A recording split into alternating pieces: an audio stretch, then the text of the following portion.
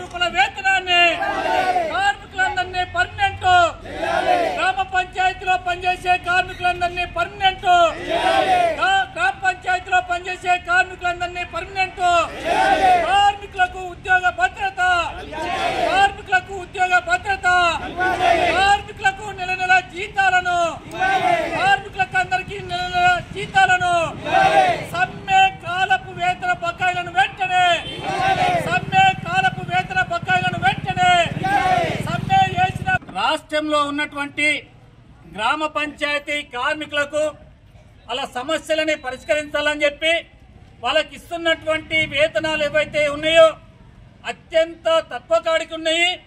మాటలకు మాత్రమే గ్రామ పంచాయతీ కార్మికులు అంటే వాళ్ళు దేవుళ్ళు అని చెప్పి వాళ్ళ పాదాలని కడుగుతున్నామని చెప్పి మాటలతోని కడుపు నింపేటటువంటి ప్రయత్నాలు చేస్తున్నాయి పాలకులు. కానీ ఈరోజు వాళ్ళకి ఇస్తున్నటువంటి జీతాలు అత్యంత తక్కువ కాడికి ఈ వేతనాలతోనే వాళ్ళు ఏం తింటారు, బట్టలు గాని, కుటుంబ పోషణ గాని, పిల్లల చదువులు గాని ఇవన్నీ కూడా సరిపోయినటువంటి పరిస్థితి ఉంది. నెలకు 26,000 రూపాయల వేతనం ఇవ్వాలని చెప్పి ఈ ఇస్తున్న వేతనాలు కూడా నెల నెల ఇవ్వక ఆ అప్పుల పాలైపోయి వాళ్ళ కుటుంబాల పోషణకు చాలా ఇబ్బందుల పాల్పడుతున్నటువంటి పరిస్థితి ఉంది. అందుకోసమే ఇవి ప్రతి నెల ప్రభుత్వ ఉద్యోగస్తులకు నెల నిండంగానే ఎట్లయితే 1వ తారీఖు నాడు ఇస్తున్నారో అదే విధంగా నెల నిండంగానే 1వ తారీఖు నాడు ఇలా వేతనాలు ఇవ్వాలని చెప్పి మేము డిమాండ్ చేస్తున్నాం.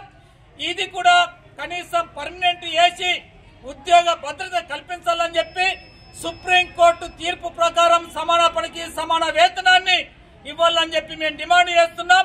వీళ్ళందరికీ కూడా ఉద్యోగ భద్రత, యాక్సిడెంట్ గాని, ఇన్సూరెన్స్ గాని, పిఎఫ్, ఈఎస్ఐ సదుపాయాల్ని కల్పించాలని చెప్పి మేము కోరుతూ ఈ రోజు ఇక్కడ సాలూరా ఎంఆర్ఓ గారికి మా జీపీ కార్మికుల యూనియన్ తరఫున మేము మెమోరాండం ఇవ్వడం జరిగింది.